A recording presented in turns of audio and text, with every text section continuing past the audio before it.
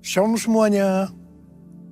Pada tanggal 17 Agustus 2024, kita merayakan hari ulang tahun kemerdekaan Republik Indonesia yang ke-79. Tuhanlah yang memberi kemerdekaan bagi Indonesia dari segala bentuk penjajahan. Dirgahayu Republik Indonesia. Damailah Indonesiaku, damailah Indonesiaku, damailah Indonesiaku. Damailah Indonesiaku, damailah Indonesiaku. Lawatan Allah terjadi, damailah Indonesiaku, damailah Indonesiaku.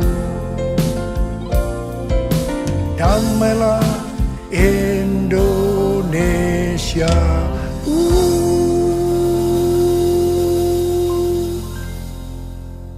Pada bulan Agustus yang merupakan bulan bersejarah bagi bangsa Indonesia, Tuhan juga mengingatkan kepada kita yang percaya bahwa kita sudah dimerdekakan dari penjajahan hukum dosa dan hukum maut. 2 Korintus 3 ayat 17 berkata, sebab Tuhan adalah roh, dan di mana ada roh Tuhan, di situ ada kemerdekaan. Haleluya! Supaya roh Allah ada di dalam kita, maka kita harus percaya kepada Tuhan Yesus dan menerima Dia sebagai Tuhan dan Juru Selamat kita. Tuhan sedang berbicara kepada kita tentang tahun 2033, bahwa pada tahun 2033, setiap orang, everyone, mendapat kesempatan untuk berjumpa secara autentik dengan Tuhan Yesus melalui kuasa dan hadirat Roh Kudus. Rick Warren mendapatkan bahwa goal untuk menyelesaikan amanat agung adalah tahun 2033. Sesuai dengan Matius 24 ayat 14 dikatakan bahwa kalau amanat agung sudah selesai, Tuhan Yesus datang kembali. Saya akan mengingatkan kita bahwa tugas utama kita sebagai orang percaya adalah menyelesaikan amanat agung. Artinya menjadikan semua bangsa murid Tuhan Yesus. Jesus for everyone. Jesus for everyone. Jesus for everyone. Jesus for everyone. Jesus for everyone. Jesus for everyone. Jesus for everyone, Jesus for everyone, Jesus for everyone, Jesus for everyone.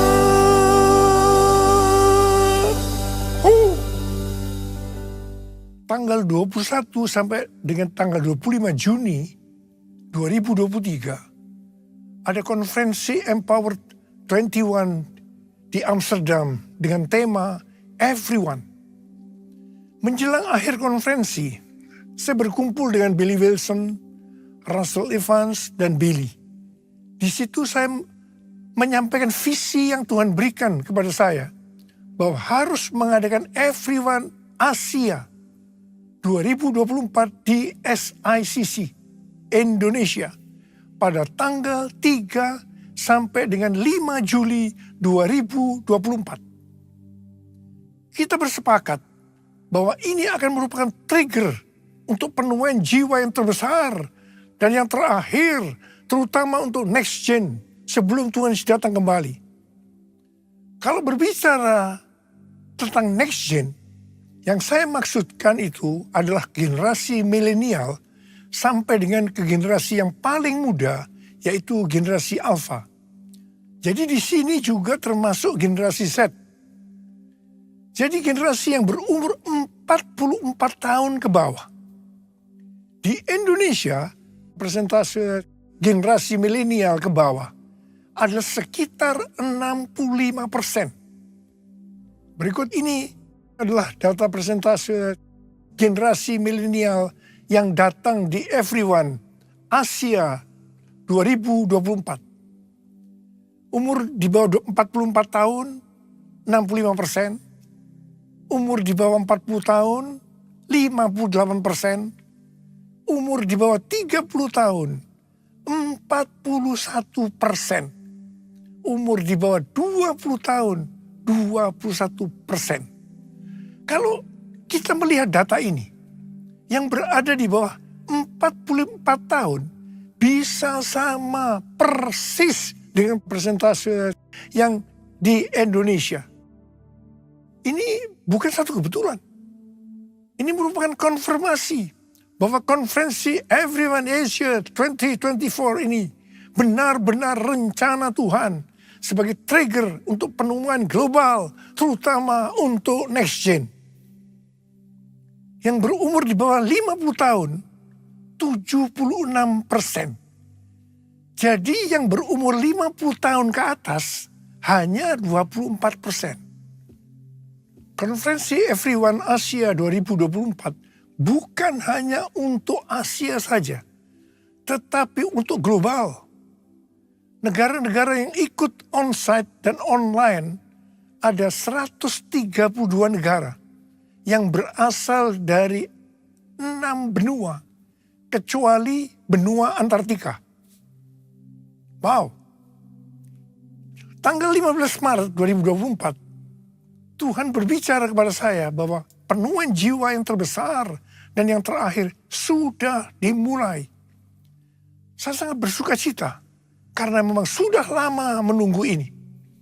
Saya berkata kepada Tuhan bahwa saya perlu ada konfirmasi. Puji Tuhan, ternyata tanggal 16 Maret 2024, Tuhan memberikan konfirmasi melalui James W. Goll. Dia mengatakan dengan berani bahwa penemuan jiwa yang terbesar dan kegerakan dari Next Gen dimulai sekarang ini. Haleluya! Konfirmasi yang kedua saya terima melalui tema dari General Assembly Church of God ke-79 yang diadakan tanggal 8 sampai dengan 12 Juli 2024 di Indianapolis. Temanya adalah Harvest Now. Harvest Now. Jesus for everyone. Jesus for everyone. Jesus for everyone. Jesus for everyone. Jesus for everyone. Jesus for everyone. Jesus for everyone. Jesus for everyone. Jesus for everyone. Jesus for everyone.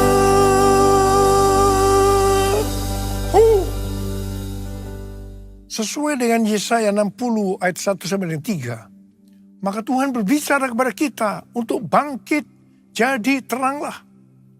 Bangkitlah, menjadi teranglah, sebab terangmu datang dan kemuliaan Tuhan terbit atasmu.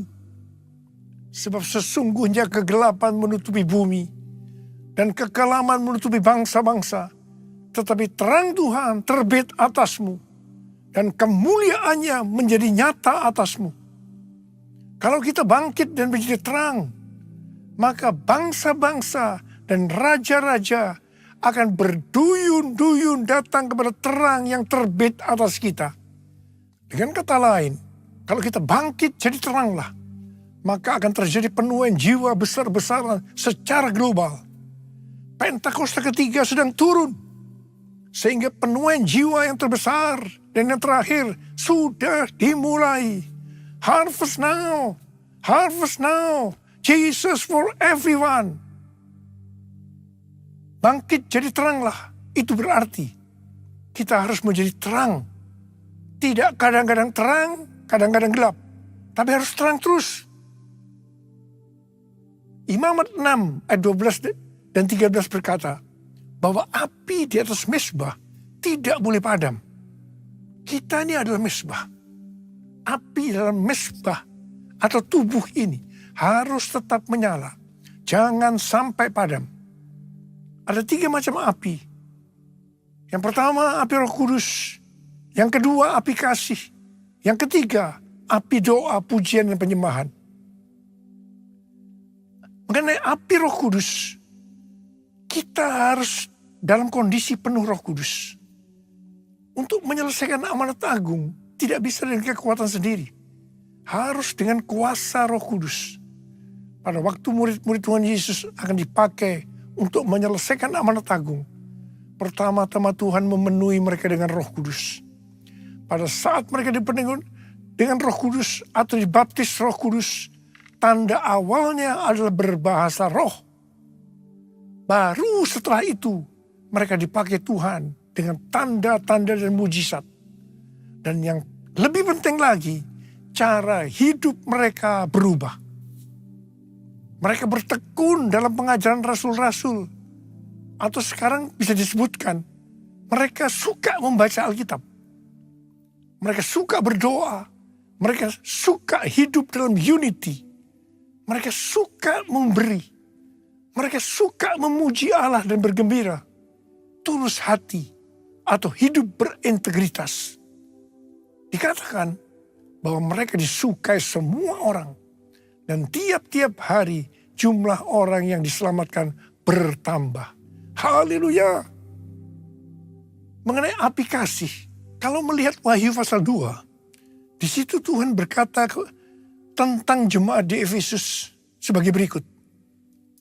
Mereka rajin, tekun, tidak mengenal lelah. Mereka sabar menderita karena nama Yesus.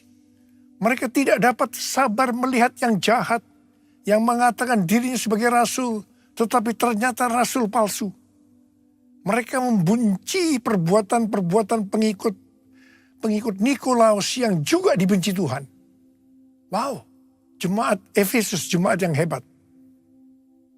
Tetapi Tuhan Yesus melanjutkan bahwa Tuhan Yesus mencela mereka karena mereka meninggalkan kasih mula-mula. Sebab itu, ingatlah betapa dalamnya engkau telah jatuh. Bertobatlah dan lakukan lagi apa yang semula engkau lakukan. Jika tidak bertobat, aku akan datang kepadamu dan mengambil kaki dianmu dari tempatnya. Artinya akan kehilangan keselamatan. Perhatikan baik-baik. Apapun yang kita lakukan untuk melayani Tuhan, melayani pekerjaan Tuhan, kalau tidak didasarkan pada kasih mula-mula, Tuhan akan berkata kepada kita, betapa dalamnya engkau telah jatuh. Bertobat. Lakukan lagi apa yang semula engkau lakukan. Saya percaya setelah Everyone Asia ini, banyak orang yang mengalami kembali kepada kasih yang semula. Saya yakin banyak yang akan kembali sadar baca Alkitab, berdoa, memuji dan menyembah Tuhan. Roh yang menyala untuk melayani Tuhan, menyelesaikan amanat agung. Bangkit, jadi teranglah, harvest now. Kuasanya dicurahkan, berkatnya dilimpahkan, penuaian besar sungguh terjadi. Segala bangsa akan datang menyembah Yesus Tuhan, kemuliaan Tuhan telah turun. Kemuliaan Tuhan telah turun. Kemuliaan Tuhan telah turun. Sekarang kita akan berbicara tentang api doa pujian dan penyembahan. Pada waktu murid-murid Tuhan Yesus menantikan pencurahan Roh Kudus, yang saya sebutkan sebagai Pentakosta yang pertama, maka yang mereka lakukan adalah mereka semua bertekun dengan sehati dalam doa bersama-sama. Artinya, mereka berdoa, memuji dan menyembah Tuhan dalam unity siang dan malam. Ini adalah prinsip restorasi Pondok Daud. Ini adalah prinsip menara doa. Gereja kita, GBI Jalan Jenderal Gatot Subroto, berumur 36 tahun. Tuhan memberikan DNA restorasi Pondok Daud. Doa pujian penyembahan bersama-sama dalam unity siang dan malam. Kalau 2000 tahun yang lalu murid-murid Tuhan Yesus melakukannya untuk menantikan pencurahan Roh Kudus Pentakosta pertama, maka kita melakukannya untuk mempersiapkan pencurahan Roh Kudus, yaitu Pentakosta ketiga. Pentakosta ketiga dimulai dengan doa, pujian, dan penyembahan bersama-sama dalam unity siang dan malam. Kisah Para Rasul 15, ayat 15 sampai dengan 18 berkata, hal itu sesuai dengan ucapan-ucapan para nabi, seperti yang tertulis, kemudian aku akan kembali dan membangunkan kembali pondok Daud yang telah roboh. Dan reruntuhannya akan kubangun kembali dan akan kuteguhkan. Supaya semua orang lain mencari Tuhan. Dan segala bangsa yang tidak mengenal Allah yang kusebut milikku.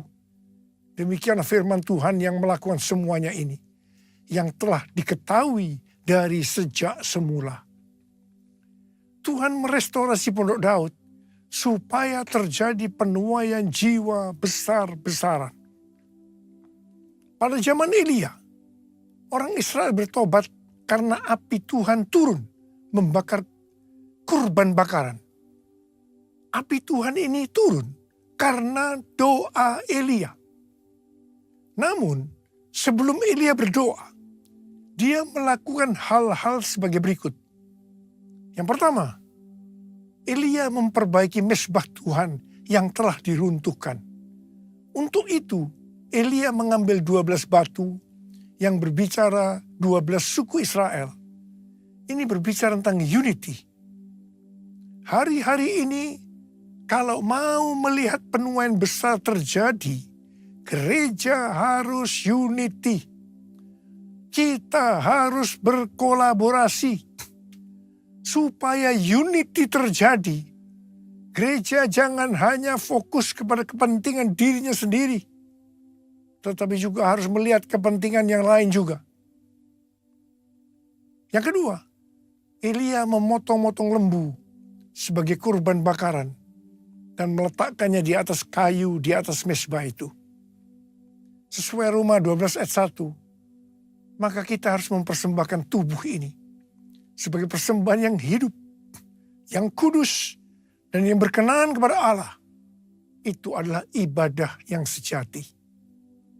Hari-hari ini, Tuhan membersihkan gerejanya, supaya gerejanya mempersembahkan kurban kepada Tuhan dalam kebenaran. Gereja Tuhan harus kudus, supaya api kemuliaan Tuhan turun, sehingga akan terjadi penuaian jiwa besar-besaran. Hal yang ketiga, Elia menyiram kurban bakaran itu dengan air sebanyak 12 kendi. Air pada waktu itu merupakan sesuatu yang mahal harganya. Karena masa kekeringan selama 3,5 tahun. Jadi kalau mau melihat penuaian jiwa besar-besaran, maka kita harus mempersembahkan sesuatu yang mahal kepada Tuhan. Sesuatu yang mahal itu mungkin berupa uang, waktu, pekerjaan, atau harga diri, atau mungkin masalah pengampunan. Tuhan mau agar sesuatu yang mahal bagi kita dipersembahkan kepada Tuhan. Jadi kalau kita mau melihat pencurahan api Roh Kudus yang dahsyat, yang mengakibatkan penuaian jiwa yang terbesar dan yang terakhir, maka kita harus melakukan seperti yang dilakukan oleh Elia. Yang mau katakan amin. Pada tanggal 8 Februari 2023, terjadi kebangunan rohani di antara anak-anak muda di Asbury University, Kentucky, yang kemudian menyebar ke universitas lain. Apa yang sebenarnya mereka lakukan? Apa yang sebenarnya mereka kerjakan?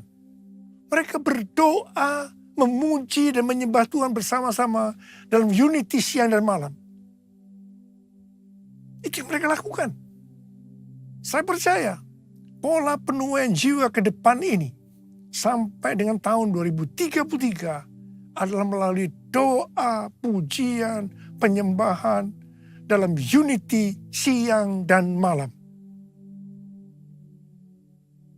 Perjalanan penyelesaian amanat agung sampai tahun 2033 diibaratkan sebagai perjalanan orang Israel memasuki tanah perjanjian yang dipimpin oleh Yosua.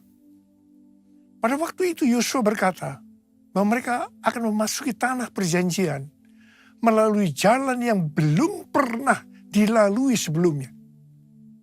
Untuk itu mereka akan dituntun oleh tabut Allah.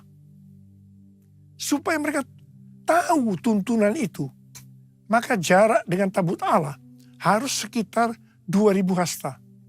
Sekitar 914 meter. Demikian juga dengan kita. Untuk menyelesaikan amanat agung sampai dengan tahun 2033. Kita akan melalui jalan yang belum pernah kita lalui sebelumnya. Untuk itu kita akan dipimpin oleh Roh Kudus. Supaya mengerti tuntunan itu, maka kita harus banyak berdoa, memuji dan menyembah Tuhan dalam unity siang dan malam. Seperti yang Yosua katakan kepada bangsa Israel dalam Yosua 3 ayat 5. Kuduskan dirimu, sebab besok Tuhan akan melakukan perbuatan yang ajaib di antara kamu. Seperti itu juga yang harus kita lakukan. Kita harus hidup kudus. Tuhan berbicara kepada kita. Penuaian jiwa yang terbesar dan yang terakhir sudah dimulai. Harvest now. Harvest now. Jesus for everyone. Jesus for everyone. Saya mau berdoa buat saudara. Ada berapa banyak yang berkata, Tuhan, saya mau dipakai oleh Tuhan untuk menyelesaikan amanat agung. Mari angkat tangan kita. Minta kuasa Tuhan turun saat ini. Untuk mengurapi kita. Memberikan pada kita kuasa. Curahkanlah kuasa-Mu Tuhan. Mujizat terjadi di tempat ini. Curahkanlah kuasa-Mu Tuhan, mujizat terjadi sekarang ini. Curahkan ya Tuhan, curahkanlah kuasa-Mu Tuhan, mujizat terjadi di tempat ini.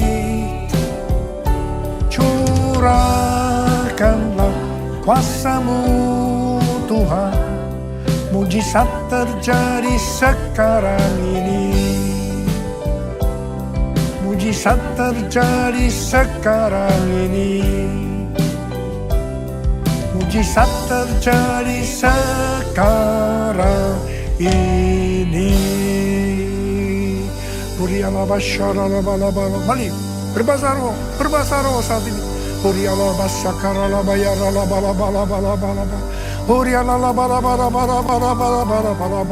Tuhan curahkan pengurapan-Mu, curahkan Tuhan pengurapan kuasa itu ya Tuhan, Kau berikan kepada kami.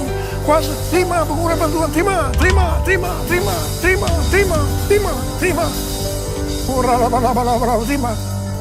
Dalam nama Yesus. Dalam nama Yesus. Amin. Kita akan masuk dalam perjamuan kudus. Kita akan mengingat ayat ini. Sebab setiap kali kamu makan roti ini dan minum cawan ini, kamu memberitakan kematian Tuhan sampai Ia datang. Perjamuan kudus adalah perjamuan Tuhan Yesus sendiri. Setiap kali kita masuk ke dalam perjamuan kudus, Tuhan Yesus selalu berkata, biarlah ini menjadi peringatan akan daku. Karena itu mari, arahkan hati kita kepada kebaikan Tuhan. Kita akan mengingat kebaikan Tuhan. Turunkan kepala. Tuhan, siapakah kami ini sebelum kami mengenal Engkau? Kami semua orang berdosa. Upah dosa adalah maut, mati. Tapi Engkau yang tidak berdosa telah dijadikan dosa oleh karena kami. Engkau harus turun dari surga mulia, mati ganti kami dengan penderitaan yang luar biasa. Sungguh kalau kami pikirkan betapa baik yang Kau ya Aba. Kau jadikan kami sebagai anak-anak-Mu. Kau tuntun, Kau bela, Kau lindungi, Kau berkati. Engkau hajar kami juga kalau kami salah ya Tuhan. Sebab Engkau adalah Bapa kami. Engkau adalah Bapa. Terima kasih ya Aba. Terima kasih. Ya Bapa. Tuhan Yesus akan memberkati kita melalui perjamuan kudus. Tapi Tuhan mau kita makan dan minum dengan cara yang benar. Karena itu masing-masing sekarang berdoa. Lihat keadaan dirimu masing-masing. Introspeksi. Jangan menyimpan dosa. Kalau ada dosa yang Tuhan ingatkan, langsung kita minta ampun. Ampuni saya Tuhan. Ampuni, ampuni, ampuni. Ampuni kami Tuhan. Ampuni anak-anakmu. Bapa terima kasih. Layakkan kami untuk masuk dalam perjamuan kudus. Kami akan masuk dalam perjamuan kudus dengan hati yang penuh ucapan syukur. Dalam nama Yesus kami berdoa. Amin. Mari. Angkat roti di tangan kanan kita tinggi-tinggi. Sebab apa yang telah kuteruskan kepadamu telah aku terima dari Tuhan. Yaitu bahwa Tuhan Yesus pada malam waktu ia diserahkan mengambil roti. Dan sesudah itu ia mengucap syukur atasnya. Dia memecah-mecahkannya dan berkata, inilah tubuhku yang diserahkan bagi kamu. Perbuatlah ini menjadi peringatan akan aku. Sudah dikasih Tuhan, bukankah roti yang kita pecah-pecahkan ini adalah persekutuan kita dengan tubuh Kristus. Mari kita makan dalam nama Yesus.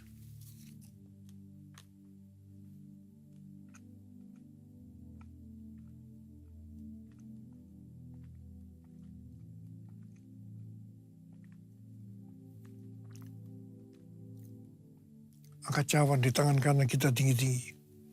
Demikian juga ia mengambil cawan sudah makan lalu berkata, cawan ini adalah perjanjian baru yang dibenteraikan oleh darahku.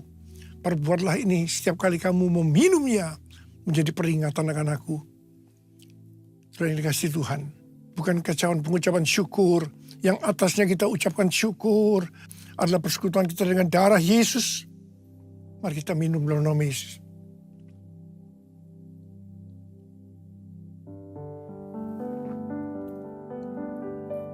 Angkat tangan kita di hadapan Tuhan. Ucapkan syukur dengan suara. Jangan diam. Tuhan terima kasih. Terima kasih ya Tuhan. Terima kasih ya Tuhan. Tuhan terima kasih. Terima kasih. Ya Tuhan, ya Tuhan. Angkat tangan saudara. Yang membutuhkan kesembuhan dari Tuhan. Angkat tangan. Tuhan, kau melihat anak-anakmu yang sedang mengangkat tangan. Saat ini kau sedang menyembuhkan yang sakit. Kau sedang membebaskan yang terikat. Kau menghibur yang susah. Kau menguatkan yang lemah. Kau memberikan pengharapan-pengharapan yang baru. Bagi yang datang dengan keadaan putus pengharapan. Terima kesembuhan. Terima kesembuhan. Terima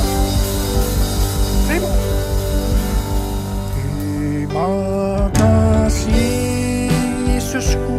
Terima kasih Yesusku. Puji syukur hanya bagi Tuhanku. Terima kasih Yesusku. Terima kasih Yesusku. Puji syukur hanya bagi Tuhanku. Terima kasih Yesusku. Terima kasih Yesusku. Puji syukur hanya bagi Tuhanku. Terima kasih Yesusku. Terima kasih Yesusku. Puji syukur hanya bagi Tuhanku. Puji syukur hanya bagi Tuhanku. Puji syukur hanya bagi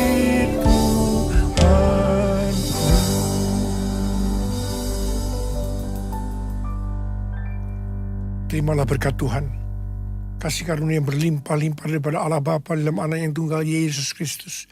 Persekutuan yang manis dengan Roh Kudus menyertai kita semua. Mulai hari ini sampai Tuhan Yesus datang menjemput kita di awan-awan. Dan bahkan sampai selama-lamanya. Yang percaya bersama-sama katakan, Amin.